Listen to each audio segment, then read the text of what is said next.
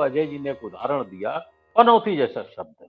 ये जो उपहास है, मजाक है, कहीं न कहीं राजनीतिक रूप में भी इसका कोई ये रिफ्लेक्शन होगा। वो होगा तो नुकसान। जी। नहीं, किसको नुकसान होगा? ये नुकसान राहुल को होगा कि मोदी जी को होगा? नहीं, क्योंकि भाजपा को। मोदी जी, जी, मुझे लगता है भाजपा को नहीं वो होगा। हो सकता है एक टेम्पररी नुकसान हो। मैं एक बात पूछना चाहता हूँ अमरीश जी, जो मेरी बात के बारे में बोधित साहब ने भी कहा और अजय जी ने भी कहा, ये पूरा मामला केवल हम एक व्यक्ति के बारे में बात कर रहे हैं कि राहुल गांधी के मुंह से निकलना चाहिए कि नहीं निकलना चाहिए। हम शब्द की के औचित्य पर या शब्द के उपयोग पर या शब्द की प्रामाणिकता पर बात नहीं कर रहे हैं। मैं खुद राजस्थान का हूं, देखिए, तो राजस्थान में तो शुभ अशुभ दिशा मूल समय तमाम चीजें देखकर ही काम होता है पूरे राजस्थान में। और वहां पर तो ये जो पनौती शब्द है ये बड़ा स्ट्राइक करता है कि भाई ये आदमी तो शुभ नहीं है। मतलब जैसे वो होता है ना कि ब्राह्मण निकला और सामने से चांडाल आ गया तो फिर दोबारा नहाने चला गया। पर मैं एक चीज ये पूछता हूं कि अगर राजस्थान के चुनाव परिणाम कांग्रेस के पक्ष में नहीं आए, तब आप किसको पनौती मानेंगे? या भारतीय जनता पार्टी के पास आपने आपने एक नारा दे दिया कि भाई देखिए, आप तो मोदी जी को पनौती मान रहे थे, पर आप पनौती तो मोदी जी नहीं है। आप मतलब कांग्रेस में ही कोई पनौती है या कोई आपकी ही कोई चीज है? मैं इसलिए कह रहा हूं कि ये मोदी जी सत्ता में है इसलिए उनको सब चल रहा है कि वो चुनाव अगर जीत जाते, क्रिकेट का मैच जीत जाते, तो उन्होंने कितनी तैयारियां करके रखी थी। आप देखें, सोशल मीडिया भरा पड़ा है। वो राजस्थान के लिए, खासकर राजस्थान राजस्थान के लिए। के लिए जी। है ना, वो जो सुप्रिया श्रीनेत का ट्वीट देखिए आप, कितने पोस्टर्स, कितने जुलूस, कितने फोटो, तमाम चीजें वो करने वाले थे। तो मैं ये मानता हूं कि ये मैच जो है वो तो मोदी जी के लिए पनौती साबित हुआ, बजाय मतलब मतलब पूरा का पूरा जो एपिसोड हुआ उन्हीं के घर में, मतलब जिस घर में वो गए और बैठे हुए थे अमित शाह जी के साथ और हंस रहे थे।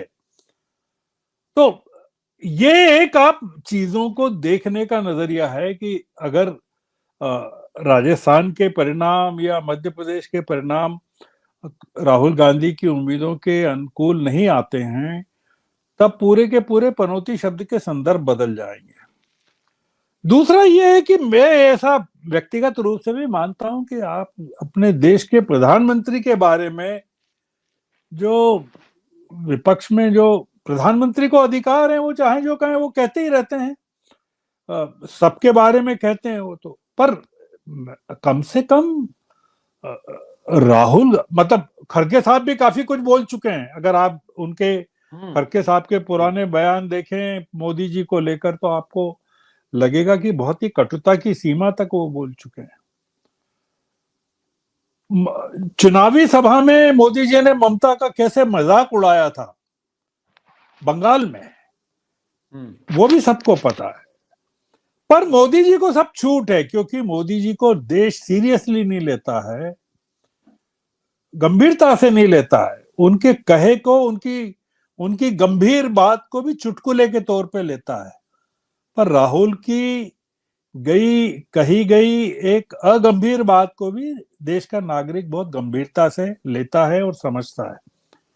तो इसलिए मेरी बहस का मुद्दा केवल ये है, मैं पनौती शब्द पर नहीं जा रहा हूं, मैं केवल ये कह रहा हूं, और इलेक्शन कमीशन ने तो जो किया गलत किया ही, पूरी तरह से गलत किया, उनको नहीं करना चाहिए। पर मैं ये कह रहा हूं कि राहुल गांधी को अपने ऊपर वो उनकी जो छवि अब बन गई है भारत जोड़ो यात्रा के बाद, एक बहुत ही संवेदनशील राजनेता की बन गई है, जो बहुत ही इमोशनल है, और उसका लोगों के साथ कनेक्ट जो है वो बहुत बड़ा आत्मीय है।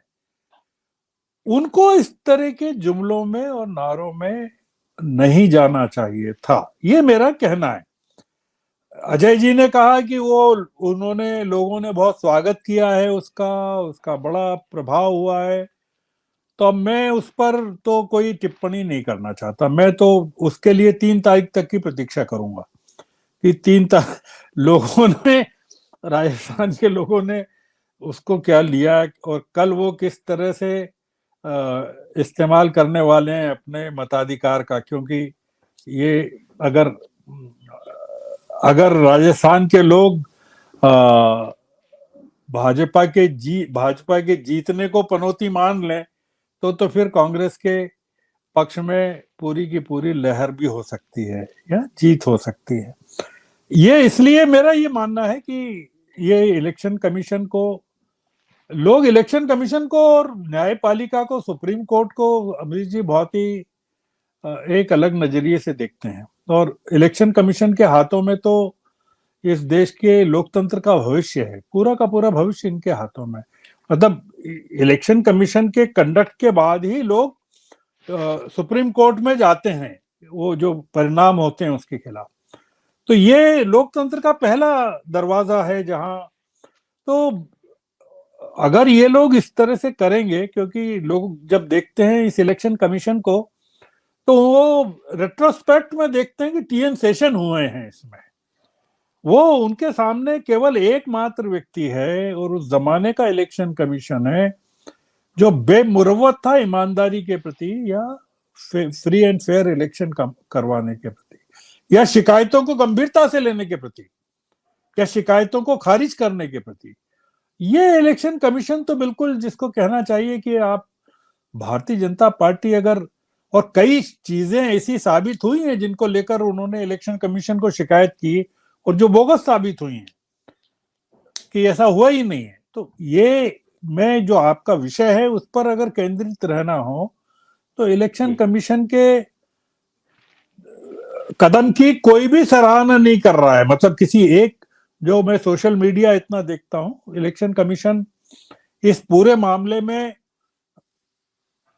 मतलब बिल्कुल राहुल गांधी के का विरोध नहीं कर रहा। राहुल गांधी के साथ उसकी सिंपैथी बढ़ गई है, बल्कि जो इस तरह से इलेक्शन कमीशन, ये पॉलिटिकल बैटल में इलेक्शन कमीशन को पढ़ना नहीं चाहिए, मेरा ऐसा मानना। जी नहीं, बिल्कुल एकदम ठीक बात। दरअसल ये बहस भी इसीलिए हो रही कि इलेक्शन कमीशन ने नोटिस दी, वरना पनौती पे कम से कम डिबेट नहीं होती, पनौती शब्द को लेकर के।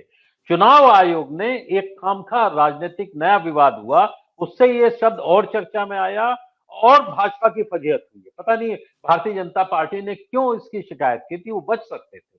राहुल गांधी ने एक गलती की, लेकिन भाजपा ने उससे बड़ी गलती की। जी उन्होंने मोदी जी के खिलाफ और माहौल बनाने का प्रयास किया और चुनाव आयोग उसमें एक औजार बन गया।